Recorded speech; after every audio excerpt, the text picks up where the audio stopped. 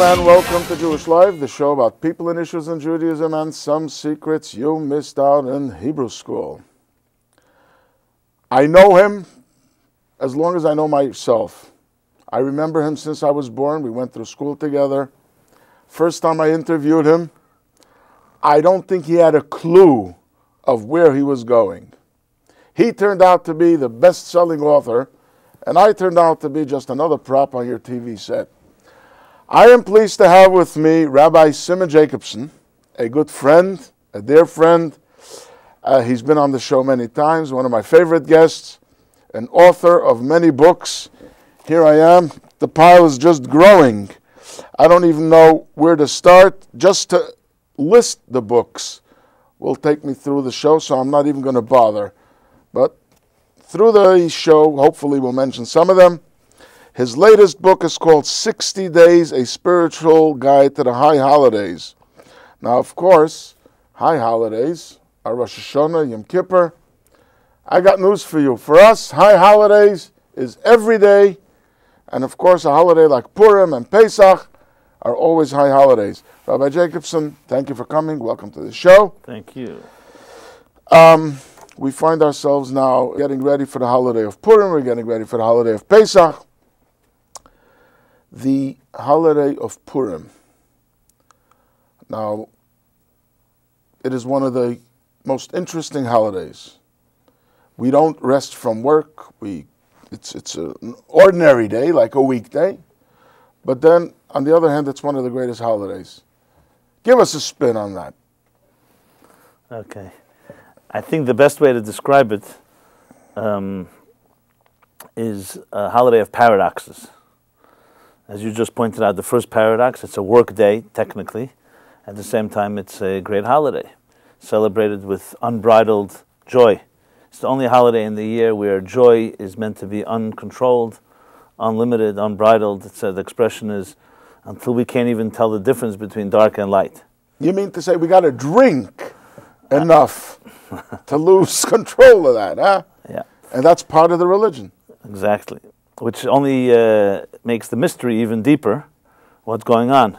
At the same time, you find the expression in the Megillah, which is the text, the biblical story text, of Esther. Right, that's read on Purim.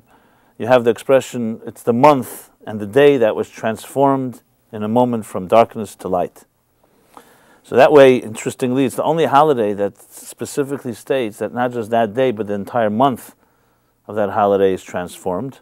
That's why the entire month of Adar, which is the Hebrew month, is a happy month. Is a happy month, a joyous month, a auspicious month for any type of new opportunities, new businesses, anything that's a new venture.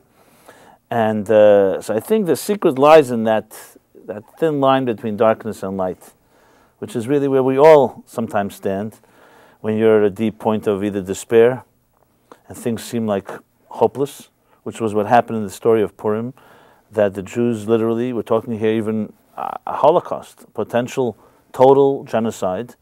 Haman and Achashverosh plotted and conspired that the Jews would be all killed. And this was literal. Jews across the entire world, because he was in control. Persian Empire was then in control. And Purim... You mean there were no allies or axes? Exactly. No place to run. There was only one team. Precisely. The Megillah begins that he was a superpower that controlled 127 countries. And that was it. There was nowhere to run. There was no America, and there was no moon, and there was no internet. So where do you run? And literally, the Jews were at the brink of complete this extinction. And the miracle is that with a certain spin, a certain turn of events, which we can discuss, that everybody happened to be in the right place at the right time. Esther happened to be the queen, and Mordechai happened to overhear the conspiracy, and he was in good favor. Everything seemed to come together, and the result was the decree was overturned. A random case of luck. However, this luck has been happening to the Jewish people for 3,000 years, 4,000 years. So, in essence, it's paradox because it's not about a gradual change, or maybe not. They were literally on the cliff, brink of extinction. Exactly, and it turned around, and therefore. And it wasn't the splitting of the sea. Right, that's another which we'll discuss. And it turned around, and instead of being a day of unbelievable tragedy, it turns to be a great day of joy, because the greatest joy of all, of course, is when you see the contrast from light out of darkness. And this is the secret and mystery of Purim. So Purim is not about stopping workday. It's about in work, in the mundane, and in the material life in which we live, we can experience. So we don't want you to lock yourself up like Yom Kippur. Right. Interesting, Yom Kippur comes from the word Kippurim. It's like Purim. And in mystical text, it says that in some ways Purim is even greater than Yom Kippur. Because Yom Kippur, you experience transcendence through insulation, all-day prayer, fasting. Spiritual. Right. And in a way, avoiding any material immersion. Whereas Purim is on the contrary. It's a day of celebration, of partying, of drinking, of sending food gifts, giving charity, and everything, a type of immersion in the material, that even when you're here, so to speak, in this dark world, you can experience God. Which is really, I think, the ultimate beauty of Judaism. It's one thing you escape to a mountain to meditate, experience a spiritual epiphany. It's another, can you find it in our daily lives? That's the real challenge that people ask. And Purim's answer is unequivocally yes. That we don't just find God on Yom Kippur and in Jerusalem and in a synagogue, but even in or even in the Himalayas. Even, right. But you can find it, and find it in the deepest way possible, even in your, so to speak, ordinary even activity. on television. Yeah.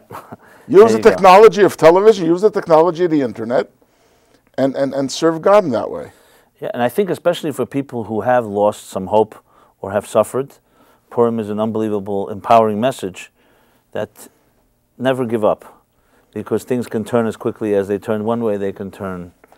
I have 500,000 questions I'd like to ask. Yeah. I don't know where to start, but there's something interesting, which will tie into current events perhaps.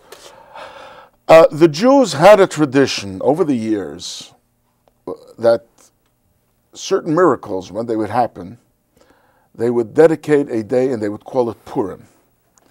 You know, they would Purim of a certain like, small Purims, right? Yeah, right. Specialized, customized Purim. Purim Sarasota, Purim Saragossa, Purim of various Purim Yemen, because of various miracles that happened. So we see there's something about Purim that we try to apply to our lives through history. We are reliving in a certain way. We right now have there's a battle of good and evil. The President of the United States, with approval of Congress, declared war against evil, and we are engaged in the war of evil. There are those who don't like to be judgmental. Interesting, the war is taking place exactly geographically the same location where Purim. Any connections?